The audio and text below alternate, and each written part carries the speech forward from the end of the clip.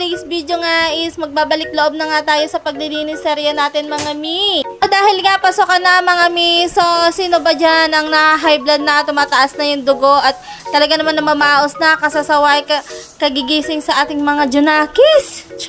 So siguro nga isa na ako doon at hindi naman talaga maiiwasang hindi ma-HB mga mi.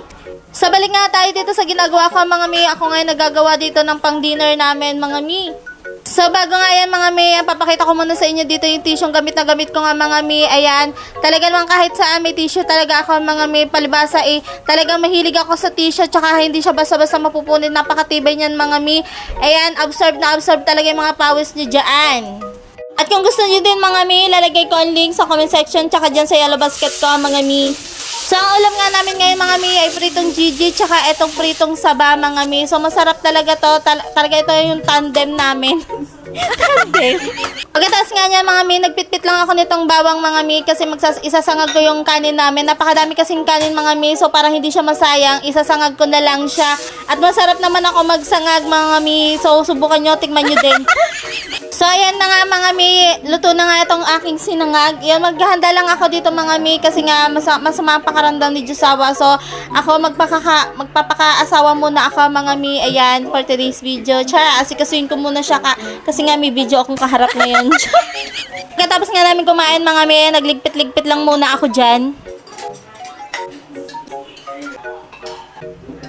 At dahil nga nawala kami dito ng mga ilang araw mga mi, so syempre natambak yung alikabok dyan. Kaya ayun, nung unang dating pa lang talaga namin, yun na talaga ang inasikaso ko. Talaga nagligpit-ligpit muna ako dyan.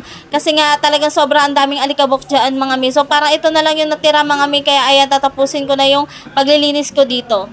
Talagang sobrang nabisig nga talaga ako mga mi. So marami pa nga akong video hindi pa na-upload tsaka na-edit mga mi. Talaga bang hinay-hinay lang mga mi at baka naman sumuko yung aking katawan. Tulad nga nito ng mga nakaraan araw mga mi, so medyo hindi na nga maganda yung pakaramdam ko mga mi. Kasi parang feeling ko, ayan, nasusuka at saka nahihilo ako mga mi. Siguro vertigo mga mi. 4 days na nga ako gano'n ang pakaramdam ko mga mi. Kaya lang kailangan natin bumangon, kailangan natin kumilos kasi hindi pa pwedeng hindi mga mi. Talagang matatambakan ako ng mga gawain ko dito mga mi. So ayan mga mi, natapos na nga ako maglinis dyan mga mi. Talaga namang sobrang pagod ako dyan maghapon mga mi. So yun lang muna nga, good night mga mi.